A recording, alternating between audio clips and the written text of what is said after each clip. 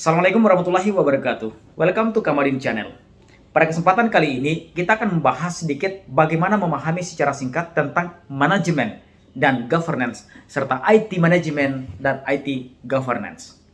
Sebelum kita masuk pada materi IT management dan IT governance, maka perlu diketahui terlebih dahulu arti kata manajemen dan governance itu sendiri, agar kedua istilah tersebut tidak dipertukarkan.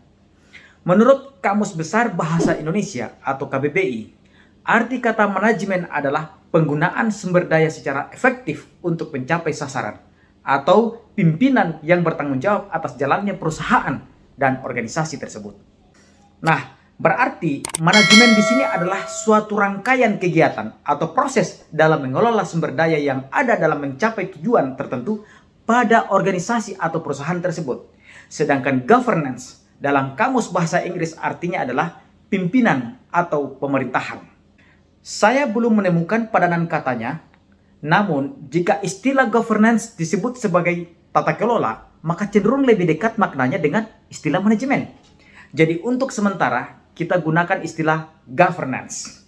Nah, istilah governance dalam beberapa referensi yang ada memiliki karakteristik atau dimensi yang berbeda dengan istilah manajemen. Karena governance berada pada tataran yang lebih filosofis.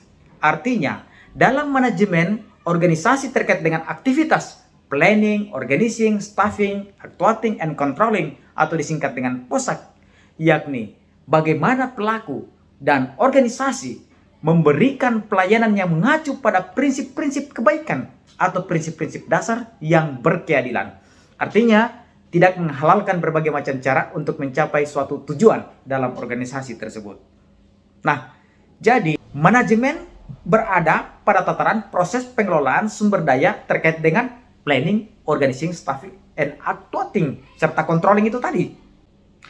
Sedangkan governance berada pada tataran pertanggungjawaban dan pengambilan keputusan yang dikenal dengan tarif, yakni transparansi, accountability, responsibility, independensi, dan fairness.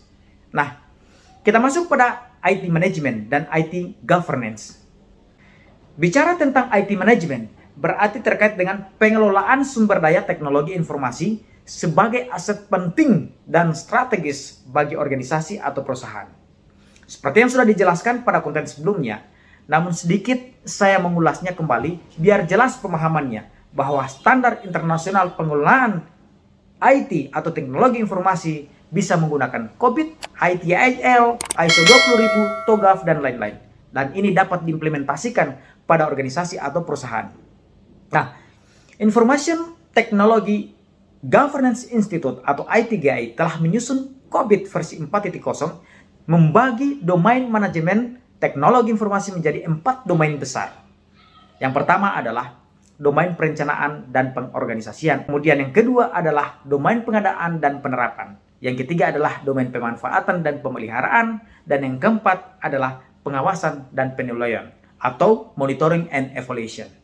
Nah, keempat domain tersebut itu saling berkaitan antara satu dengan yang lain dalam pengelolaan sarana teknologi informasi dalam organisasi atau perusahaan tersebut. Nah, dalam konteks IT governance oleh ISACA dan ITGI Information Technology Governance Institute menggunakan terminologi yang diperkenalkan untuk pertama kalinya oleh perusahaan konsultan terkemuka, yakni Capgemini, yang dikenal dengan istilah RACI atau Responsible, Accountable, Consulted, dan Informed. Nah, yang pertama adalah responsible. Ini merupakan suatu pihak yang bertugas sebagai pelaksana utama dalam sebuah aktivitas atau kegiatan tertentu. Kemudian yang kedua adalah accountable. Ini merupakan pihak yang paling bertanggung jawab terhadap keberadaan dan atau kinerja pada aktivitas atau kegiatan tertentu. Kemudian yang ketiga adalah consulted. Ini merupakan pihak yang harus dimintai pendapatnya atau dikonsultasikan dalam konteks pelaksanaan sebuah aktivitas atau kegiatan tertentu. Kemudian terakhir adalah informed. Nah, ini merupakan pihak yang harus diinformasikan atau diberitahukan dalam konteks pelaksanaan sebuah aktivitas atau kegiatan tertentu. Nah, dengan prinsip-prinsip ini, maka sebuah perusahaan atau organisasi dianggap perlu memetakan sebuah proses bisnis atau aktivitas sesuai dengan struktur organisasi yang ada. Sehingga dalam konteks pengambilan keputusan dan pertanggungjawaban terhadap berbagai kegiatan jelas bagi seluruh stakeholder yang terlibat. Nah, sebagai penutup, peran teknologi informasi dalam membantu jalannya roda organisasi atau perusahaan dalam mencapai visi dan misinya sebaiknya mengadopsi prinsip-prinsip yang dimaksud tadi. Untuk apa? Untuk menghindari dampak negatif seperti tindakan kriminal, penyalahgunaan wewenang terhadap data yang sifatnya unauthorized, dan lain-lain. Jadi, jalannya usaha di berbagai proses bisnis yang ada pada organisasi dan perusahaan bisa berlangsung dengan sukses.